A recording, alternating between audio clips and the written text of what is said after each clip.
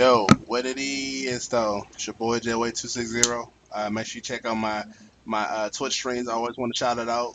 Twitch.tv /JWay260. We just about what 6,700 followers strong. So shout out to all my mods, my followers, my viewers. Love y'all, man. So real quick, it's gonna be a little spoilers, but not too much. So if you haven't watched The Walking Dead yet, make sure you stop this. Go watch it. It's an amazing episode. February 14th, aka Valentine's Day, and it did their thing as usual, man. Um, so let's go ahead and get into it, man. Just my impressions of the episode. The very beginning, and I'm a guy that hasn't read the comic books yet, but it looks like the Negan boys are very, critical to the plot and stuff going on this season. So, someone who hasn't read the comic books, don't know about them yet, it'd be interesting to go forward and understand the plot with them and the characters and all that stuff. But yeah, man. I mean, they started off strong. You were thinking that Sasha and Abraham were gonna get clipped. They were gonna get popped. They had the music that it was real tense.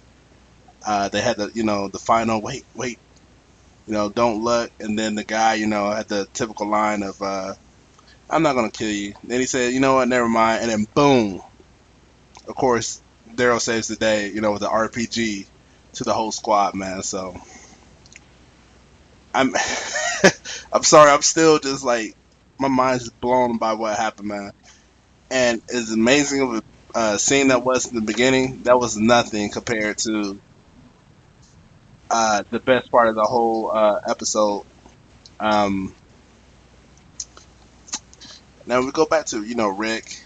I forgot the girl name, but the one that he basically hooks up with, her kids, Carl and Michonne, and we pick up right where we left off last first half of the season of them kind of going through, the crowd of zombies with the guts and all that stuff. And yeah, I mean maybe it was a smart move. They got rid of Gabriel and the kid. I think Gabriel would have held him down. He would have made things worse too. So I think it was a good thing that he left with little ass hooker, as they like to call him, as Daryl like to call her.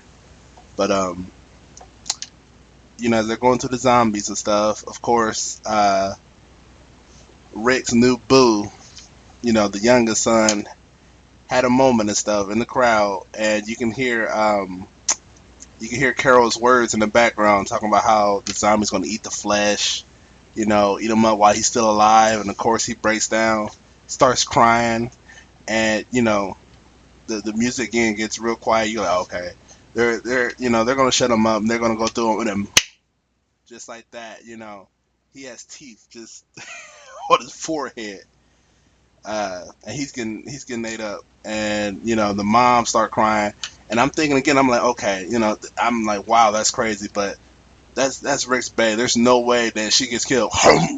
She gets ate up. I'm just like, and you could tell, Rick just immediately went in shock. He couldn't believe it, and he was having flashes, her smiling at him constantly and all that stuff.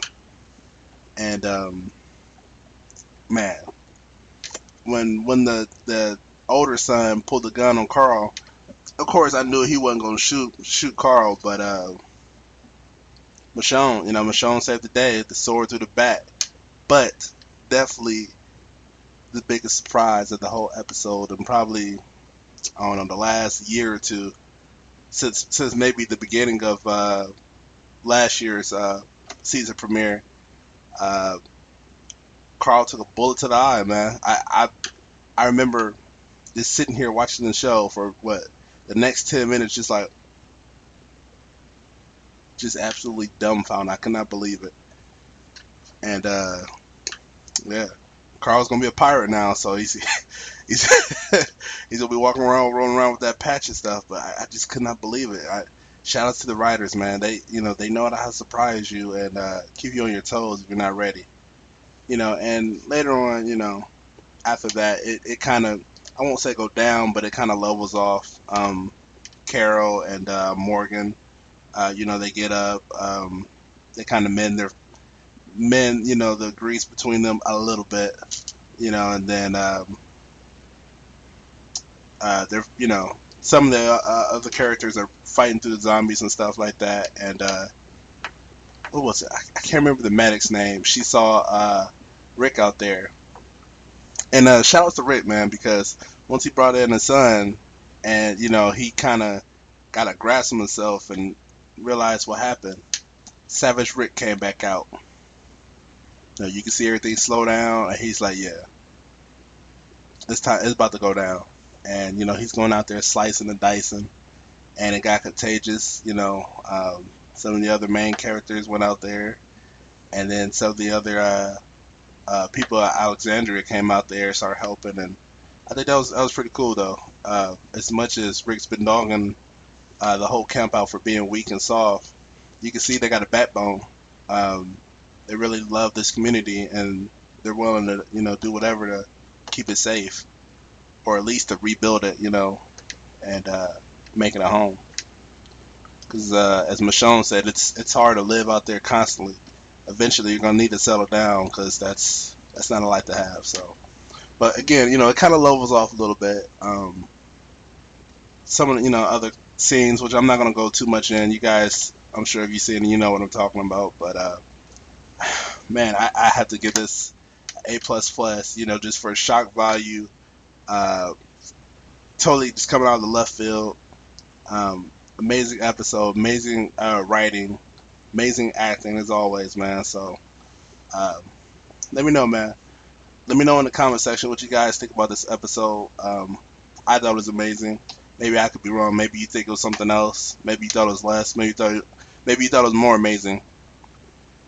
But hit me up in the comment section. If you like this, it's like I said, it's just kind of just a on the spot. Hey, why not do a YouTube video about it? Um, Make sure you like and subscribe, all that good stuff. I'm gonna bore you with all that details. You know what to do, man. Y'all been through millions of other, YouTubers and stuff like that. If you like it, check it out. Support the stream. Support the YouTube channel. And yeah, I might come back next week if you guys really like this. So JWay260, I'm outie. Yeah.